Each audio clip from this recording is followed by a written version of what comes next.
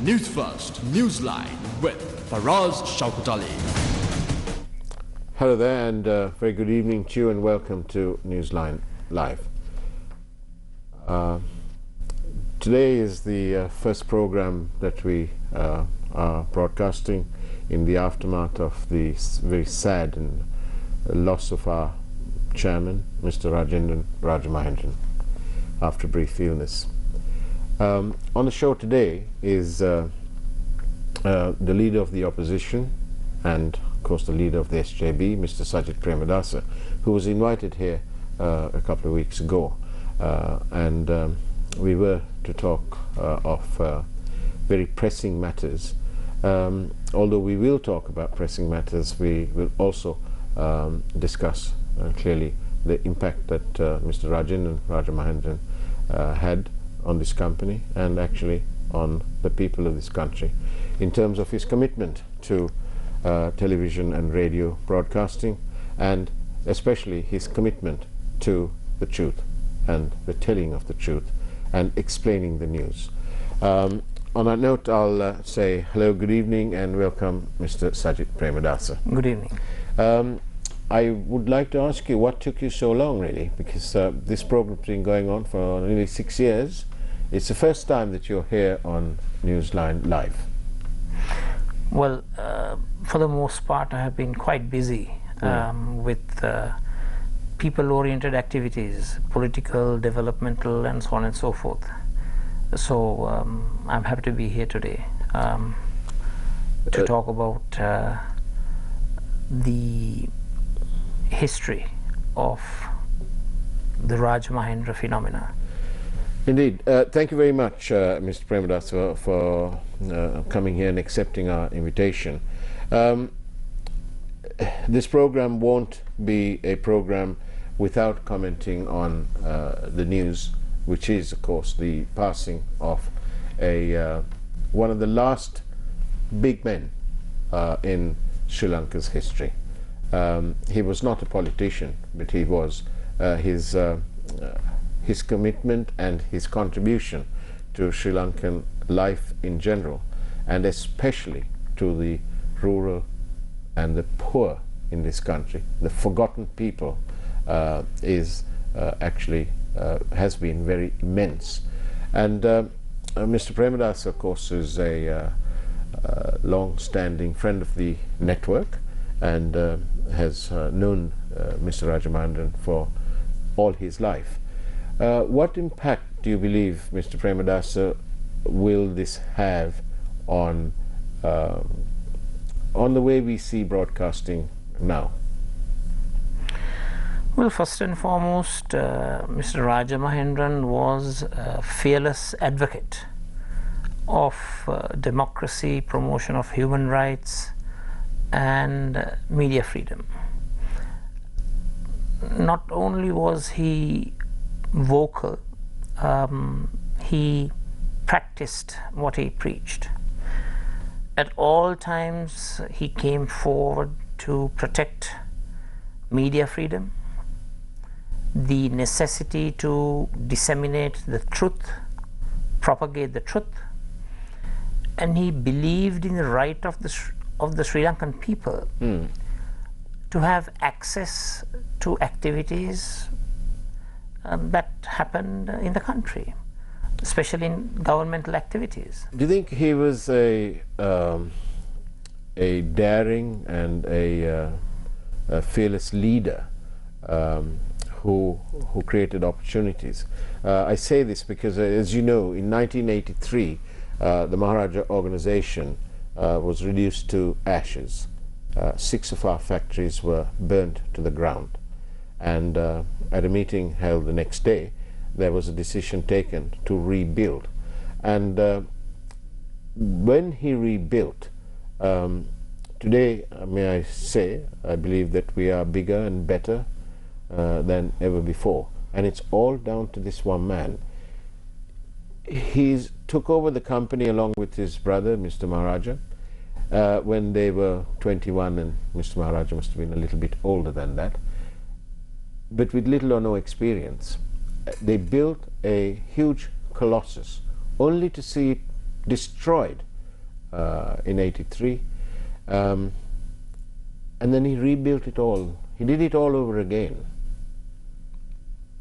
How do you explain that?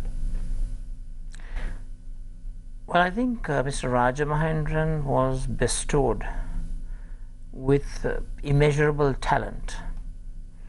His convictions and dedication to achieving tasks was unparalleled. And he had a drive, so much of energy, capacity to innovate, face up to problems and provide solutions like no other. So I think his qualities played a pivotal role in reinvigorating and resuscitating the Maharaja organization right from the ashes in 83. Phoenix-like. Right. And I think it was his unique qualities, the drive, the dedication, the leadership, and the ability to lead. Not only lead, he ensured that all of his subordinates were convinced of his drive, were convinced of his convictions and the ability to attain objectives. All of them followed and gave him the unstinted support, which is why Maharaja organization is what it is today. Not merely an organization similar to other private organizations that are motivated by profit, but Maharaja organization has recognized, thanks to Mr. Rajamahendran, the necessity to upkeep the basic principles of corporate social responsibility. The organization realizes quite well, Mr. Rajamahendran has told me so many a times, the free market system, the capitalist system has given the opportunity for this organization to flourish. And he also was quick enough to tell me that parts of the profits will be plowed back into society, to the destitute, to the unfortunate, to those who are unempowered. If I may interrupt you, to those people whom successive governments have clearly forgotten. Our Gamada movement, which is an initiative of this group, and when we see Shawan Daniel and his team, Team Gamada, the Gamada movement, going around the country and discovering people who've been clearly forgotten. They've been clearly forgotten. They're absolutely desperate. And when they see our boys and girls in their black t-shirts and the yellow band with the Gamada things on, they know that things will happen. And that's all down to this. It's more than a CSR project. It's a commitment. Well, the Gamada project in itself exhibits the humanitarian qualities of Mr. Rajamahendran. Shawan and his team have worked very hard to ensure that those who are not fortunate to have a good standard of living, those who lack adequate infrastructural capabilities in those particular areas, be it rural or urban, that Maharaja organization, through its network of friends, both domestic and international, that all the resources and all the support that can be garnered are mobilized to catering to provide solutions to problems that people are facing. And this is a very good way of Mr. Kili Rajamahendran showing his empathy with people who have been forgotten, the so-called silent majority. Indeed. who have been marginalized by successive governments. In fact, if I may talk a bit about Gammed, you know, Mr. Rajamahendran is a person who gave unstinted support to my late father in promoting and supporting his Gamudav movement. At a time when the central government was restricting resources available to Gamudav, the Maharaja organization came forward to provide support. And his presence at each Gamudav was something very much permanent. And I'm sure the village reawakening movement of late Ranasinghe Premadasa was also a motivating factor which enabled Mr. Rajamahendran to articulate and implement Gammed the program in a manner which benefited the silent majority, the neglected and the disempowered communities of our country. Thank you. Thank you, Mr. Premdas. Several messages from the Republic. Thank you very much. 0772 300 305. Let me take this one because it is ever so touching. What Rajamahendran has done for Sri Lanka is unbelievable. Without Sirasa, from him, Sri Lanka would be in the dark. Rest in peace, sir. That's the kind of feedback we get from the Republic. And what do you believe, Mr. Premadasa? Sorry, I have another question. I need to answer that. The passing of Mr. Rajamahendran by no means dilutes the commitment of this group and News First, the People's Channel, to the people's needs. There is no dilution in that. We will continue to report and we will continue to keep you, the public, informed. I trust that's answered your question. Thank you for the question. Mr. Premadasa, Rajamahendran is a member of the minority community and very proudly so. But, you know, when we look at the diversity of my colleagues in the group, nearly 4,000 of them, the diversity is there to be seen. But not a lot of people know that. Sorry to borrow from Michael Caine, but you know, not a lot of people know that. But it is. If you see what's going on here, in all my colleagues in this group, we are as diverse as they come. How do we transfer that commitment to the rest of our country? Well, Mr. Rajamahendran built his business enterprise not based on a ethno-based, religious-based approach. Rather, he was one of the unique characters who prioritized meritocracy over aristocracy, if I may use those words. No one inherited in employment. Everyone had to perform, everyone had to achieve, and on an annual basis, those who excelled were rewarded. And it would be helpful, Mr. Premadas, if the government of the various governments of Sri Lanka also put in place this whole business of meritocracy. Well, certainly you will be able to observe that in a SJB administration. I can vouch for that. I shall be a keen observer of that. Certainly. We will ensure that the best practices, managerial practices, administrative practices, and other practices which we can adopt from the private sector will be done. For example, if I may say so, United Kingdom in the late 70s were known as the so-called poor men of Europe.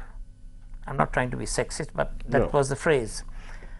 Margaret Thatcher, when she became Prime Minister, she used the head of Marks and Spencer's, Lord Rayner, to establish something called the Rayner Efficiency Unit, bringing in the good practices of the private sector into government.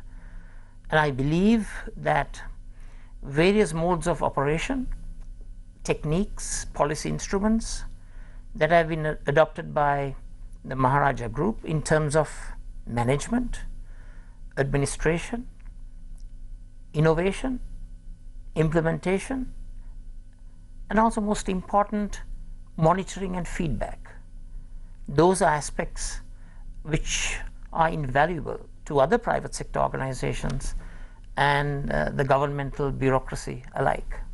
Thank you, Mr. Premadasa. We've had tributes and messages pouring in from all over the world, quite literally. And earlier today I spoke to former president of the Maldives, President Mohammed Nasheed, who is currently the Speaker of their parliament. Let's listen to what President Nasheed had to tell us. I'd like to ask you, President Nasheed, for your analysis of what Rajamahendran, our chairman, stood for. Thank you very much. And I first send my condolences to Rajendran Mahendran, to his family, his children, his wife, his son and his wife, and his very extended family as well. I had known Mr. Killy, as we know him, Rajamahendran, for quite some while. I found him to be one of the few people who actually understood where other people come from.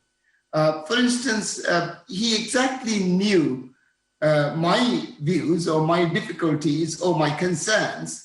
And similarly, I found in conversations with him, that he understood where other people came from.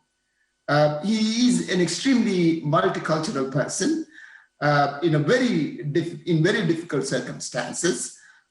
He has had many challenges in Sri Lanka, but he had never harbored ill will to anyone.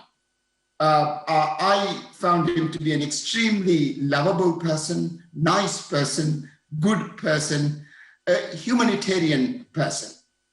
His multicultural life, of course, is well known in Sri Lanka, and his support for free media and freedom of expression, freedom of assembly, and his support for democratic institutions is unparalleled in South Asia, I would say. With him, we have lost a very big icon in South Asia.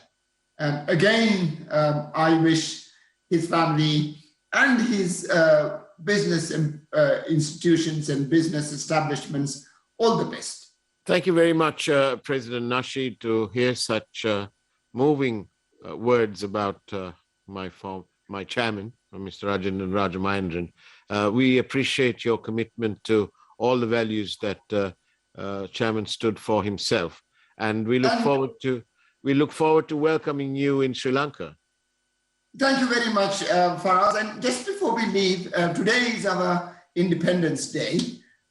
This is the 56th Independence Day of the Maldives. And as we all know, and as Rajamahendran very clearly knows, that document was signed in Sri Lanka, in Colombo, 56 years ago in Westminster House. And we are in the Maldives celebrating that day. My best wishes to all the people of the Maldives and to the people of Sri Lanka. Thank you very much. Mr. Rajamahendran's involvement in the noble game of cricket is also pretty well known. It's an open secret. He was there right at the hub of at the time that Sri Lanka obtained Test status, but the run-up to that was immensely difficult, and Mr. Rajamahendran entered the fray and helped secure that, along with the ministers at the time. But he also extended financial support and employment to cricketers and so on. I spoke earlier this evening to a former chairman of Sri Lanka cricket, Mr. Upali Dharmadasa. Well, Mr. Rajamahendran was a legend where Sri Lanka cricket was concerned, and he did human service for the game in all aspects, like being a vice president at the time of we getting the test status in London. And I know that he had helped many cricketers, and my deepest condolences to a friend who passed away. Mr. Dharmadasa, would you say that what was Mr. Rajamahendran's input in terms of local cricket? If you take cricketers of the caliber of Dulip Mendes, Dushan Mahanama, Asantha Dimel, all those people were handpicked up and brought up by him, who were given jobs only to play the game of cricket. Those days I could remember the main cricketing fraternity in Sri Lanka would have watched the game very carefully and seen that Maharaja Ceylon Tobacco game were more like the final games where Sri Lankan mercantile cricket was concerned. So the Maharaja cricket team was a pretty strong team then? Very, very, very strong team. They had people like Tony Upata, H.S.M. Piris, all those great cricketers who represented Sri Lanka. And his abiding interest in cricket sort of diminished because of what, do you think? Simply because of people of that caliber should be given the reins to run an organization, like how we had run the Maharaja Group. I see. And Sri Lanka cricket and our cricketing community will sorely miss Mr. Rajamahendran, do you think? Definitely, yes. Definitely. I don't think even the young cricketers today who knows about what Rajamahendran had done for the game will always swear by him. And that was former chairman of Sri Lanka cricket, Mr. Upali Dharmadasa.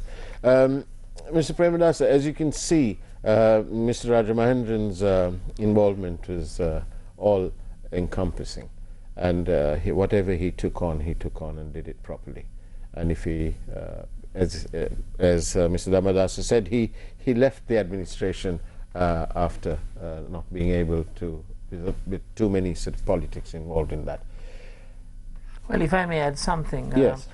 When my father initiated the Kettarama Cricket Stadium project, I must say Mr. Rajamahendran was one of the great supporters of enabling the construction of Kettarama project through private funding. I don't think many people know Kettarama Cricket Stadium was constructed through private donor funding, and Mr. Rajamahendran was at the forefront in supporting that project, and it was, I believe, one of the first floodlit cricket stadiums that came up in South Asia. Thank you for that. There are several questions that were posed to me, but unfortunately we're running out of time. But let me read one, and that is to say this. Somebody's asking you, dear sir, the country is in a big problem due to COVID and many things. Do you think the SJB can finish the problem, Mr. Premadasa? I don't think you want to come to power soon, or it will not happen the way we've all planned, but when you do come, what can you do to get Sri Lanka back on the track again? Well, to all those who are watching this program, we are ready to even take over tomorroh, as long as the process is democratic and people-driven. And let me also tell the people of Sri Lanka that Samagi Jana Balavega, with its great intellectual backing and the support from experts and specialists in the variety of areas in the system of governance, we are raring to go. We have the solutions, we have the methodologies in order to implement a program of governance that is people-led, that is to the benefit of all, rather to an exclusive club, and a program which is in the national interest. Today what we see are programs that are engineered which are promoting the personal interests of the governors. We as the SJB, we have got our priorities right. We will put the people first, just as much as Sirasa has continued under the Rajamahendra era to put people first. Thank you. As we come to the close, I just want to read something written by a colleague. Let me read that to you. Mr. Rajamahendran believed in a strong, independent Sri Lanka that bowed before no other nation in the world.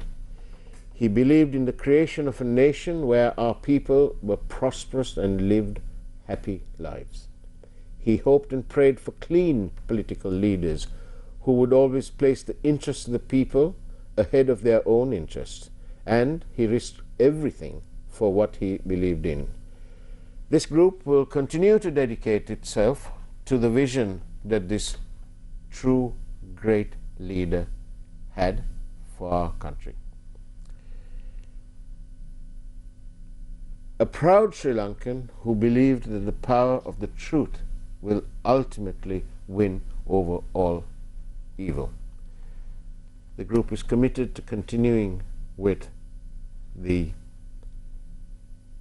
information that the public demands, and the public has a right to know, and to explain that news in every bit possible. There is no diminishing of that enormous responsibility that our leader, Mr. Rajamahendran took on and has instilled in each and every one of us. I spoke to a group director, Mr. Daniel, earlier, and he told us that he created all leaders. Everyone here is a leader, and I believe that that will be Mr. Rajamahendran's legacy to us all. I'll let Mr. Premadasa finish with your own tribute to this wonderful man. Well, there's something that we all ought to know. I have known Mr. Rajamahendran, I call him Kili Uncle, ever since I was 2 years old, and he has even carried me as a child. Whenever I met up with him, especially in his office, I hope I remember the words correct. I mean, there was a saying by a former president. This particular saying was on his table at all times: lead, follow, or get out of the way. Now, that was the embodiment of Rajamahendran. He was a leader, he was full of strength and character, and he was dedicated to his country. And all I can say is, may he attain Nibbana. Thank you. That's the way it was, ladies and gentlemen, on Newsline Live this evening. Take care, have a great evening, and God bless you. It's now time for the primetime news from Newsfirst.